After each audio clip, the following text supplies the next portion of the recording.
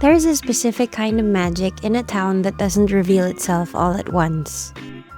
For some, Onomichi is just the end of a long road across the sea. But for the curious, it's a living archive of things made to last. It's a place where the salty air meets the scent of old paper and forged steel, tucked away in a labyrinth of hillside alleys and quiet corners on the harbor.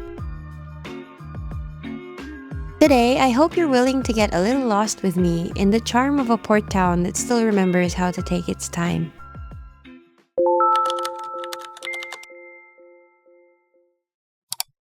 I arrived in Onomichi after the 70-kilometer bike route called the Shimanami-kaido, but you don't need to arrive here on two wheels to appreciate its pace. The twinkling city lights greeted me as the ferry pulled in. As the mountainscape unfolded before our eyes, it felt like finding a secret of my own. We checked into Urashima Inn Gangi, which faced the water. I really recommend getting a room facing the port. Watching the ships pass by at night from your window is the ultimate way to decompress, especially considering I burned 4,000 calories that day. Before it was a haven for cyclists and stationery lovers, Onomichi was a vital port of call for the Kitamae-bune, wooden trading ships that sailed between Osaka and Hokkaido. The beautiful temples you see on the hillside, including Senkoji, were actually funded by wealthy merchants who made their fortunes from this trade. They invested in the town's spiritual beauty to ensure the safety of their ships. The stone paths and stone guardians, or komainu, were often made by Onomichi masons and shipped across Japan as bottom cargo or ballast for these massive trading ships.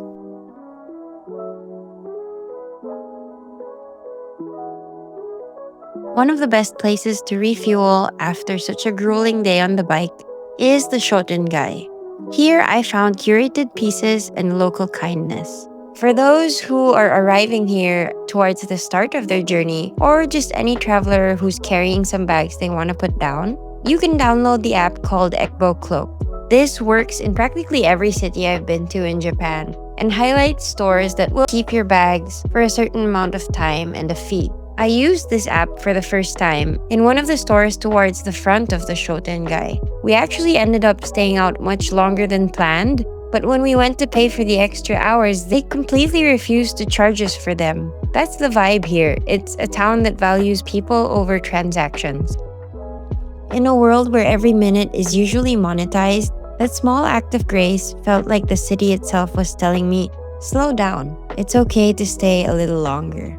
It's those unscripted moments of kindness that really turn a destination into a place I care about. And I hope the same happens to any of you who happen to swing by this beautiful city.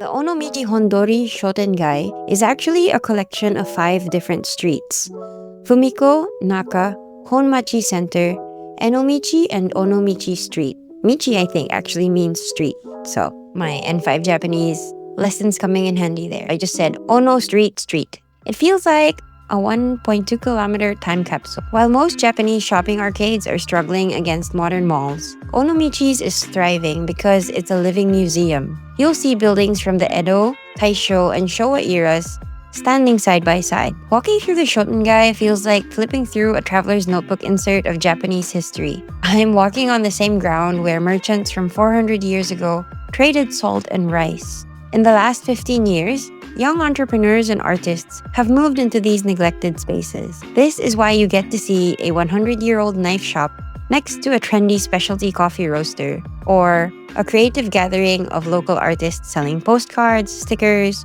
refrigerator magnets, and the like. It's a purposeful mix of old Japan and new creative. When you visit the Hanpu shops, or canvas, I believe, you're actually touching the city's maritime DNA. These shops originally made canvas sails for the trading ships. When steamships replaced sails, the factories pivoted to making tents and heavy-duty workwear. Today, they make the sturdy bags I saw, using the same durable techniques that once powered ships across the Seto Inland Sea. They're the legacy of a town that has always known how to forge something that lasts. I didn't even know, but When I was scrolling through Reddit threads on Japan travel tips, I saw the brand Spingle mentioned really often when it comes to really good quality Japanese-made shoes. I had planned to look into them in Osaka, but didn't get a chance to before I headed out. Luckily enough, I stumbled into one of the shoe stores in the Shotengai and picked up these gorgeous, bright yellow, kangaroo leather shoes. Later on, I found out that it's actually a legendary Hiroshima brand, so I picked up the shoes in the exact prefecture where they're made. I was a little nervous about wearing shoes that I had only just bought and had not yet been broken in, but I had no problems with this walking all over Kyoto because they use a rare old-school vulcanization process where the shoes are basically baked in a high-temperature kiln. It's what makes the soles so durable and flexible because it's incredibly lightweight and strong, but soft enough that you don't really have to break them in. Funnily enough, everything I picked up on this side of Japan ended up being yellow. In a world of fast fashion, wearing a shoe that was baked in a local kiln and a bright yellow jersey that reminds me of an unforgettable ride that even has a lifetime warranty, it just feels like the ultimate traveler's reward. If you visit only one shop though, make it Yamasaki Kiyoharu. It's a master bladesmith shop that feels like a museum. I had so much fun here, especially because the shopkeeper, who is part of the family line that has been bladesmiths for generations upon generations, was so nice. They also spoke pretty good English. You'll see authentic katanas and a whole variety of blades, but the real intrigue is in the materials. The master is government sanctioned to use rare materials for his knife handles. I'm talking narwhal and mammoth tusk. Holding a piece of history like that, crafted by a family with generations of smithing experience, and the current smith so proud and willing to talk about his craft, is a reminder of why we travel, to find things that can't be mass-produced.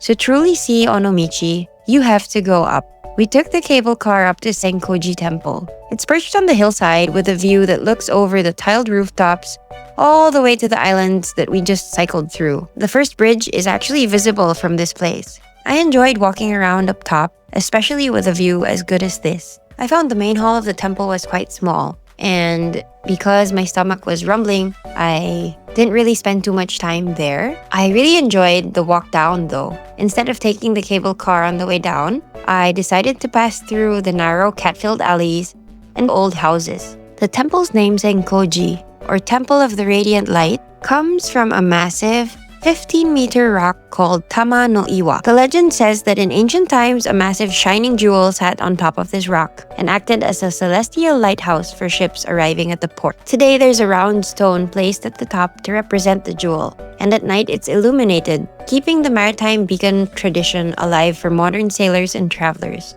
For 100 yen, you can actually experience monastic training by climbing the Kusariyama, or Chain Mountain. There's a steep rock face that has heavy iron chains dangling across its side. It's a mini version of the monastic training done at Mount Ishizuchi. That's so hard to say.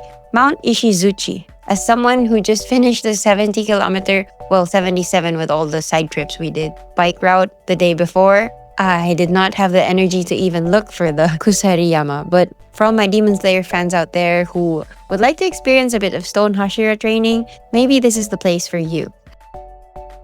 Getting the stamp here felt like the final seal on my Shimanami Kaido journey. A reminder that even in a digital world, we still seek out light and the quiet rituals of the past.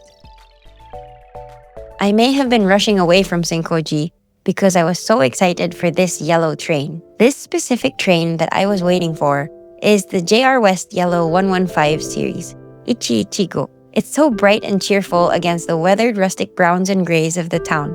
And maybe there was just something about the color yellow on this strip that really appealed to me. As I was winding my way down the narrow stone stairs from Senkoji, I had my camera at the ready. There's a specific opening between the old tiled roofs where the tracks emerge. And if you're lucky, you'll catch this yellow train. I'll have a Google Map pin linked down in the description for those interested. It's the kind of visual that makes me want to reach for my little paint set and passport traveler's notebook immediately. For those looking for a bit of luxury, check out Hotel Beacon. It's a hotel near the station that allows walk-in use of their private onsen. It's the perfect reset button, and you don't necessarily have to be booked into the hotel to use it. I really like that Onomichi is such a great pivot point. From here, you're just a short train ride away from the historic beauty of Kurashiki or the moving history of Hiroshima City.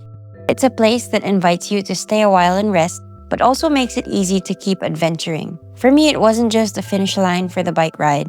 It's rare to find a place that feels as sturdy as the knives forged in its hills, but also as welcoming as a shopkeeper who refuses to charge you for a little extra time. Onomichi isn't just a destination on a map. It's a reminder that the best things, whether they're shoes, stamps, or memories, are the ones that carry the soul of the place they came from. If you're looking for a refuge that's a little bit salty and a lot bit soulful, you'll find it here by the water. Thanks for wandering with me, and I'll see you in the next entry.